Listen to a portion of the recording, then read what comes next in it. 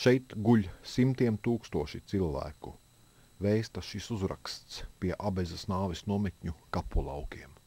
Mēs esam Abesē atbraukuši un nonākuši esam pie kāda no Abesas ieslodzīto lēģeru kapličas. Nu kā kapliča? Kapliča šeit ir tundra. Vienīgais tai tundrā ir ļoti garas rindas, mazliet paaugstināta veida, un kuros vēl ir piesprausti kociņi. Vēl atradām dažus kociņus, kur varēja pat saskatīt, tas ir žurnāla reģistrācijas numuru. Piemēram, D40, D27 mēs atradām pilnīgi jau no tās rindas. Nu, sākts ir arī darbs, kāds, ko skolnieki veikuši ar šo uzrakstu atjaunošanu, kur var jauni dēlīši ir, jauni mietiņi ir, un kur piesprausti. Vispār, sarunājoties ar vietējiem iedzīvotājiem, viņi zina, ka te apmēram ir bijuši 20 saucamie lēģeri, un katrā viņi lēš uz apmēram 2000 cilvēku. Tātad šī dzīvo cilvēku kapsēta, kas te tiek atvesti, kuri nedara vairs darbam, lai nebūtu jātērē lodes viņu iznīcināšanai, tiek atstāti šeit, un viņi īsā laikā visi paši no sevis nobeidzās. Tepat ir redzams, kad bija pastāvīgu kapraču tāda būda, zemes būda, kur viņi nemaz negāja mājās, jo tā vešana ļoti intensīvi bija. Šādas kapsētas nav viena vienīgā, ko mēs pašreiz apskatījām, tādas ir daudzas. Maz jau ko var vairs atrast. Tundra ir aizaugusi, pateicoties varbūt tam bagātajam mēslojumam, izaugušas ir eglītes arī, izauguši ir bērziņi, bet tās aprakto rindas ir gaužam garas. Nu, jā, vēl te mēs pienācam, runājam ar vietējiem. Cik te jūs domājat?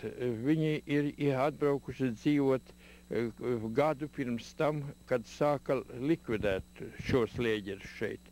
Tas 59. gadā esot likvidēti, viņi atbraukuši 58. gadu. Mēs sakam, cik te varētu būt aprakti. 10 000 atmeta roku un teica, ko jūs? 100 000, ne 10 000. Tā kā skaits ir nenoteikts un to arī nevar atrast. Šie numuriņi, kas ir uz tiem dēlīšiem, tie nav apcietnā numuri, jo laikam Abesē vairāk nevajadzēja tas personālos numurus. Bet tas ir rakšanas numurs, kad viņš ir miris, kādā žurnālā kaut kur tika ierakstīts un izvez zem tādu un tādu numuru ārā. Kā saka, vienkārši aktējums. Uzraksts. Šeit bija Abezas lēģeru morgs. Šajā morgā par mirušajiem sastādīja aktus, lai būtu kāda kārtība dokumentācijā. Pēc tam kapraču darbu strādājušie ieslodzītie cauru dienu un nakti mirušos veda prom uz kapulaukiem aprakt. Šos uzrakstus ir izgatavojis un uzstādījis šejienes skolotājs Viktors Loškins. Pēc tautības viņš ir komietis, šīs zemes pamatiedzīvotājs. Taču viņš laikam ir vienīgais šajā apkārtnē, kam rūp šo neskaitāmo upuru piemiņa un uz viņa senču zemes izdarīto noziegumu celšana gaismā.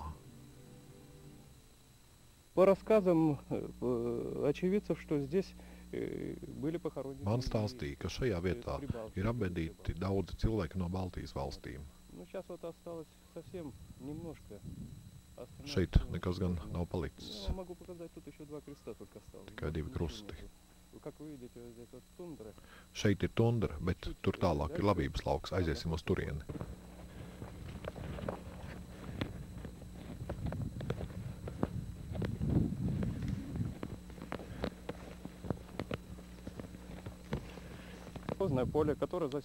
Tagad te ir savhoz labības lauks, bet agrāk tas bija kapu lauks. Tagad te aug auzas un zirņi un nekādas kapu pazīmes nav redzamas.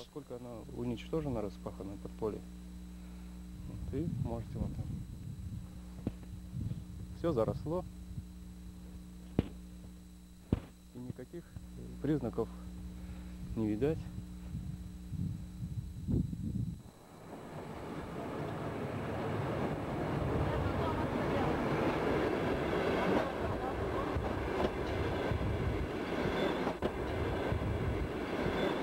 Uzraksts Ļeņina idejas dzīvo un uzvar.